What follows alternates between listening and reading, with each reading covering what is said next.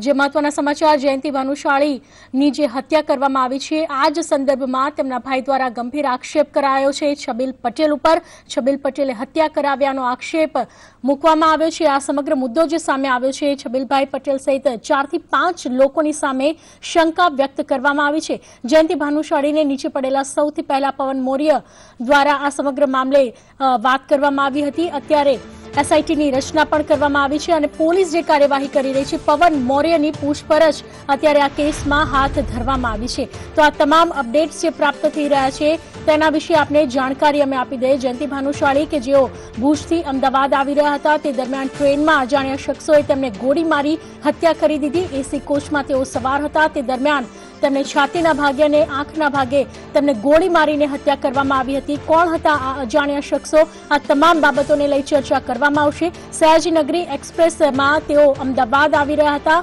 Train દ્વારા તેઓ આવતા હતા તે દરમિયાન આ સમગ્ર બનાવ બન્યો। મધરાત્રે 2 વાગ્યાનો આ બનાવ છે જ્યારે તેમને ટ્રેનમાં જ ગોળી મારીને હત્યા કરવામાં આવી। હવે આ સમગ્ર મામલે પોલીસ દ્વારા રેલવે પોલીસ દ્વારા ભુજની પોલીસ દ્વારા અમદાવાદ પોલીસ દ્વારા તપાસનો ધમધમાટ શરૂ કરવામાં આવ્યો છે। બીજી બાજુ જયંતિ ભાનુશાળીનો જે પરિવાર છે તે શોકમાં ગરકાવ થઈ ગયો છે પરંતુ ક્યાંક ને ક્યાંક આખી જે હત્યા છે તે ક્યાંક ને ક્યાંક રાજકીય કાવતરું હોય તેવો પણ આક્ષેપ જયંતિ ભાનુશાળીના પરિવારજનો કરી રહ્યા છે। જે અપડેટ્સ અત્યારે પ્રાપ્ત થઈ રહ્યા છે જયંતિ ભાનુશાળીના ભાઈ દ્વારા આક્ષેપ કરવામાં આવ્યો છે કે છબીલભાઈ પટેલ તેમજ અન્ય 4 થી 5 જેટલા લોકોની સામે શંકા વ્યક્ત કરવામાં આવી છે અને તેમની સામે તપાસ કરવામાં આવે। આ તમામ અપડેટ્સ જે અત્યારે પ્રાપ્ત થઈ રહ્યા છે વધુ વિગતો આપવા જોડાઈ રહ્યા છે સંવાદદાતા રહીમ લાખાણી। રહીમ, આ સમગ્ર મામલે અત્યારે અપડેટ્સ શું મળી રહ્યા છે? ચોક્કસપણે જે રીતના વાત કરવામાં તો જે રીતના જે હત્યા કરવામાં આવી છે ચાલુ ટ્રેને જયંતિ ભાનુશાળીની જે હત્યા થઈ છે તેને લઈને જે તપાસ માટે સીટની રચના કરવામાં આવી છે। જે તેની સાથે જે એક સાથી કહી શકાય કે તેની એ જ ટ્રેનની અંદર એક પવન મોર્ય નામનો જે વ્યક્તિ હતો તેની બોગીમાં તેની હાલ પોલીસ દ્વારા પૂછપરછ કરવામાં આવે છે। પ્રથમ આઈ વિટનેસ જે છે પવન મોર્ય છે કહી શકાય કે તેની હાલ પૂછપરછ માટે તેને માળિયા પોલીસ સ્ટેશને લઈ આવવામાં આવ્યા હતા। તમે જોઈ શકો છો કે માળિયા મિયાણા પોલીસ સ્ટેશનના દ્રશ્યો છે કે જ્યાં તેની પૂછપરછ કરવામાં આવી રહી હતી કારણ કે પ્રથમ જ્યારે ભચાઉથી સામખિયાળી સુધી તે ટોયલેટ માટે ગયો હતો ત્યારબાદ નીકળતા જ જે હત્યા જે મૃતદેહ જોયો હતો ને તેણે ટીટી અને તેને જાણ કરી હતી ત્યારબાદ સમગ્ર હત્યાકાંડની તપાસ સોંપવામાં તેને માળિયા મિયાણા રેલવે સ્ટેશને આવી અને મૃતદેહ છે તેને રેફરલ હોસ્પિટલે લાવવામાં આવ્યો હતો। હાલ તો પવન મોર્યની છે તે પૂછપરછ માટે તેને અમદાવાદ લઈ જવામાં આવ્યો છે। એસઆઈટીને સોંપવામાં આવશે અને તેના દ્વારા તેની પૂછપરછ કરવામાં આવશે। હાલ જે રીતના વાત કરીએ તો જે જયંતિ ભાનુશાળીનો જે મૃતદેહ છે તે અમદાવાદ ફોરેન્સિક પીએમ કરવામાં આવશે। બીજી બાજુ જો વાત કરવામાં આવે ટ્રેનની અંદર લગભગ 6 જેટલા રાઉન્ડ ફાયરિંગ થયા હોવાના મેસેજ મળે, 3 જીવતા કાર્ટિસ મળ્યા છે અને 3 ફૂટેલા કાર્ટિસ મળી આવ્યા છે। તો જે રીતના કહી શકાય કે જે આખી ઘટના છે તેને લઈને એસઆઈટી દ્વારા તપાસ કરવામાં આવશે। રાજકોટના એક ડીવાયએસપી ને પણ આ એસઆઈટીમાં સમાવેશ કરવામાં આવ્યો છે। જે રીતના વાત કરીએ તો હવે જે રીતના આખી રાજકીય કાવા દાવાના કારણે હત્યા કરવામાં આવી હતી તેને લઈને તપાસનો ધમધમાટ શરૂ કર્યો છે। પવન મોર્ય શું આખી વિગતો આપે છે એસઆઈટી ને તેને લઈને આગળની તપાસ થશે। બીજી બાજુ જે રીતના પોલીસ સ્ટેશનના દ્રશ્યો જે દેખાડવા માંગીશ કેમેરામેન વિપુલને કહીશ કારણ કે જે રીતના પોલીસ કાફલો તૈનાત કરવામાં આવ્યો છે પોલીસ સ્ટેશનની બહાર તેને લઈને પણ માળિયા મિયાણા પોલીસ પણ તપાસ કરી રહી છે। અલગ અલગ તપાસનો ધમધમાટ શરૂ કર્યો છે।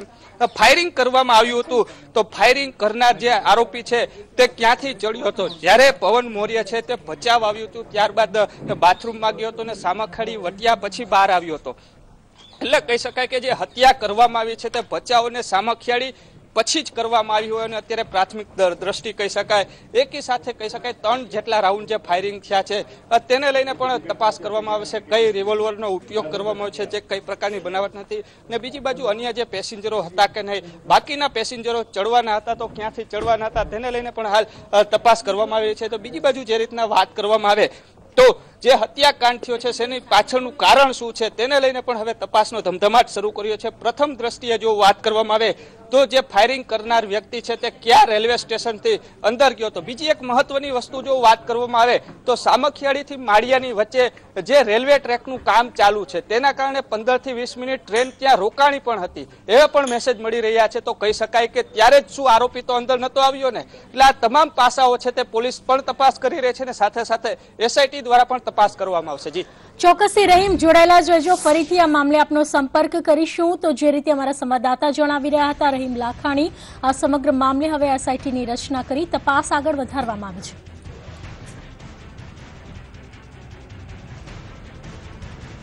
ટ્રેનમાં માળિયા પાસે ચાલુ ટ્રેને ભાજપના કદાવર નેતા એવા પૂર્વ નેતા અને ધારાસભ્ય જયંતિ ભાનુશાળીની ચાલુ ટ્રેને ગોળી મારી હત્યા કરવામાં આવી. અત્યારે હાલ આપણે એ કોચમાં છે કે જે કોચની અંદર H1 કોચ કે જેમાં જયંતિ ભાનુશાળી જે આ ટ્રેનની અંદર સફર કરી રહ્યા હતા અને તેમને ગોળી મારી હત્યા કરવામાં આવી હતી. હાલમાં પોલીસ દ્વારા FSL દ્વારા અને અત્યારે હાલ તપાસનો દોર શરૂ કરવામાં આવેલો છે. ખાસ અત્યારે હાલ દ્રશ્યોમાં બી જોઈ શકાય છે કે જે પ્રકારે જે પોલીસની ટીમો છે કે જે કોચની અંદર હત્યા કરવામાં આવી છે તે કોચની અંદર FSLની ટીમ દ્વારા જે તપાસ કરવામાં આવી રહી છે. રેલવે પોલીસના ઉચ્ચ અધિકારીઓ DIG લેવલના જે અધિકારીઓ છે તે પણ હાલમાં હાજર છે. સાથે સાથે FSL દ્વારા જે ત્યાં પુરાવા જે ભેગા થાય છે તે પુરાવા એકત્ર કરવાની બી કામગીરી શરૂ કરવામાં આવેલી છે. એટલે ખાસ કહી શકાય કે જે પ્રકારે જે જયંતિ ભાનુશાળીની જે ચાલુ ટ્રેનની હત્યા કરવામાં આવી છે તેને લઈને ડોગ સ્ક્વોડ તદુપરાંત રેલવે પોલીસ અને FSLની મદદથી અત્યારે હાલ કામગીરી શરૂ કરવામાં આવી છે. અને સાથે સાથે જે Ahmedabad crime branch, ATS, CID crime અને રેલવે પોલીસ અમદાવાદ આ તમામની મદદથી આ કેસની તપાસ કરવામાં આવશે. ચાલુ ટ્રેને જ્યારે ગોળી મારીને હત્યા કરવામાં આવી છે ત્યારે હત્યારાઓ ક્યાંથી આવ્યા હતા અને કઈ બાજુ નાસી ગયા, કઈ બંદૂકથી આ ગોળી મારવામાં આવી છે, આ તમામ બાબતની અત્યારે હાલ પોલીસ દ્વારા તપાસનો દોર છે તે શરૂ કરવામાં આવ્યો છે. કેમેરા પર્સન મનીષ વર્મા સાથે મયુર મેવાડા, સંદેશ ન્યૂઝ, અમદાવાદ. તો અબડાસાના ભાજપના પૂર્વ ધારાસભ્ય જયંતિભાઈ ભાનુશાળીની હત્યા કરવામાં આવી છે અને જે રીતે અમારા સંવાદદાતા જણાવી રહ્યા હતા કે જે કોચમાં હત્યારાઓ ઘૂસ્યા હતા તે કોચની પણ અત્યારે તપાસ ચાલી રહી છે. બીજી બાજુ તેમના મૃતદેહને પોસ્ટમોર્ટમ અર્થે મોકલી દેવામાં આવ્યો છે. આ ઉપરાંત જે આઈ વિટનેસ છે આ ઘટનાનો પવન મૌર્ય નામનો વ્યક્તિ કે જે એ જ કોચમાં સવાર હતો, જે કોચમાં જયંતિ ભાનુશાળી મુસાફરી કરતા હતા, તે આઈ વિટનેસ વ્યક્તિની પણ અત્યારે પોલીસ દ્વારા પૂછપરછ કરવામાં આવી રહી છે. છાતી અને આંખના ભાગે ગોળી મારીને અજાણ્યા શખ્સો ફરાર થઈ ગયા. જોકે આ ઘટના જે રીતે સામે આવી છે, 15 મિનિટ ટ્રેન રસ્તામાં રોકાઈ હતી ટેકનિકલ કારણોસર. તો સવાલ ક્યાંક એ પણ ઉભો થાય કે શું આ 15 મિનિટ દરમિયાન જ રસ્તામાંથી આ અજાણ્યા શખ્સો કે જે હત્યારા હતા તે ટ્રેનમાં ઘૂસ્યા તો નહોતા ને? આ તમામ બાબતોને લઈ હવે પોલીસ રહસ્ય ઉપરથી પડદો ઉઠાવવા તપાસનો ધમધમાટ આગળ વધારી રહી છે. જે દ્રશ્ય આપ જોઈ રહ્યા છો, તપાસ અત્યારે પોલીસ દ્વારા કોચમાં કરવામાં આવી રહી છે. ભુજ દાદર સુધીની જે સયાજીનગર ટ્રેન હતી, જે ટ્રેનની અંદર ભાજપના પૂર્વ MLA અને નેતા જયંતિ ભાનુશાળીની હત્યા કરવામાં આવી હતી, તે કોચ H1 જે AC કોચ હતો તે કોચમાં અત્યારે હાલ દ્રશ્યોમાં તમને હું દેખાડવા માંગીશ.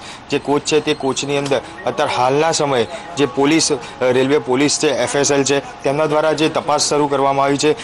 હાલમાં જો વાત કરીએ તો FSL અને જે રેલવે પોલીસ છે તે તમામ લોકો દ્વારા જે કોચની અંદર જે સીટની ઉપર જે જયંતિ ભાનુશાળી બેઠેલા હતા તે જગ્યા ઉપર અત્યારે પોલીસ દ્વારા તપાસ શરૂ કરવામાં આવી છે. રેલવે પોલીસ હોય, FSL હોય તથા આ બાબતની જે તપાસ છે તે તપાસ Ahmedabad crime branch, ATS, railway police અને CID ક્રાઇમને આપવામાં આવી છે.